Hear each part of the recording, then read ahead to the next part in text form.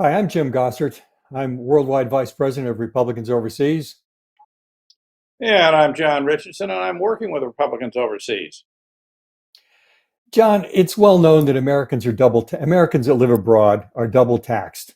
Effectively, we're the only country in the world that does this. How does this play out, though, John? If let's say you're an American living in a relatively low tax environment. It could be some of the Gulf states in the Middle East or perhaps a Hong Kong or Singapore. How does that work out compared to an American living abroad in a higher tax jurisdiction? Well, the answer, of course, is it depends. Okay. And it depends on the circumstances of the individual, depending on where they're living. Now, let's imagine that somebody were to call up Republicans Overseas Tax and say, I've been following your stuff. I love your videos. You're providing great education for everybody. But I've got an opportunity to accept a job in London, UK or Dubai. And I'm wondering if you can help me understand, okay, from a tax point of view, as a U.S. citizen living abroad, what might be the better place to go and how it might affect me. Now, to make this simple, because I don't want to disclose my income, let's just imagine that we have $100,000 of income, okay? And I'm wondering if you can help me understand what would be the better place to go from a tax point of view, because above all else, I want to make sure that I'm in compliance with my U.S. tax obligations. Well, let's start with London.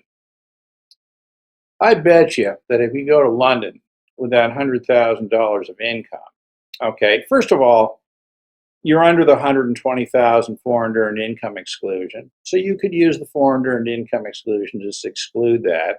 And you could also use it to exclude it if you went to Dubai. Okay, either way. But we got to look at how the other country's going to tax you. Now, I can assure you that in the UK and London, you would be paying much higher taxes on that income than you would if you're just filing a US 1040. So let's look at it this way. Let's say that with that $100,000, all right, let's imagine that the US tax on that would be $20,000. And let's imagine that the UK tax would be $30,000. Now, in this case, you know what I'd probably do? I would say, you know what? We're not going to use the foreign earned income exclusion if you go to London. What we're going to do is we're going to include that $100,000 on your US tax return as we should. We're going to show that we owe the IRS $20,000 of tax on that. But you know what? We paid the UK government $30,000. So what we're going to do is we're going to use that $30,000 that we paid to the UK government to effectively, one, pay our 20,000 US tax in the form of that foreign tax credit. But that extra 10,000, that's going to go in a basket from a US point of view as a tax credit that could be carried forward. Okay? Now, I gave you an example where the tax was higher in the UK. What if the person went to, say, Switzerland and the tax was only 15% in Switzerland instead of 20% in the US? Well, in that situation, if you're going to use the foreign tax credit, you'd use the full 15,000 paid in Switzerland to pay the $20,000 US tax. But you know what? You got 5,000 bucks of tax left over that you have to pay to the IRS, right? So in that case, maybe you're better off using the foreign earned income exclusion. I don't know. But let's go back to the original question with Dubai. Well, you go to Dubai, there's no income taxes there, unless you're a US citizen, of course.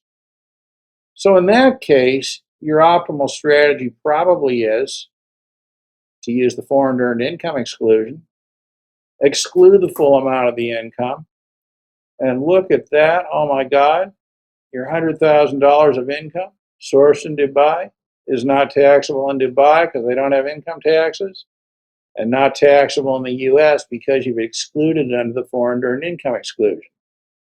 On the other hand, if you're somebody who feels it's very important to pay U.S. taxes as a matter of principle, then what you might do if you're living in Dubai is include that $100,000 on a U.S. tax return and give the U.S. government $20,000, depending on your point of view. So, I mean, as you can see, even with that simple example, it seems to me that there's a number of permutations for how that might work. Does that make sense to you?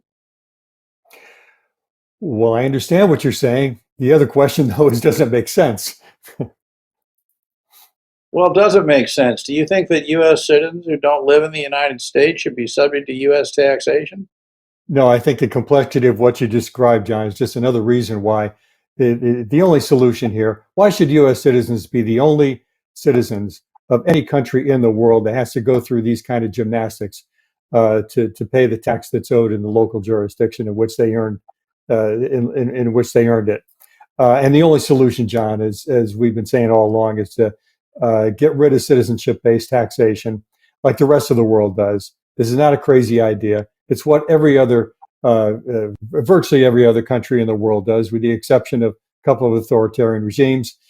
Get rid of citizenship-based taxation, separate citizenship from tax residency, and get behind the Republicans' overseas proposal to do this in the next administration. That's the only sensible solution here, John. That's right. And the interesting question is, Jim, and we'll leave this for another one, is why is it that only Republicans overseas is really proposing this? I mean, why is this so fundamentally offensive, to these organizations that are talking about tax reform? I don't know. Perhaps reflect on that. Good question, John. Let's cover that in the next one. Okay. Thanks, John, and thanks everyone for watching.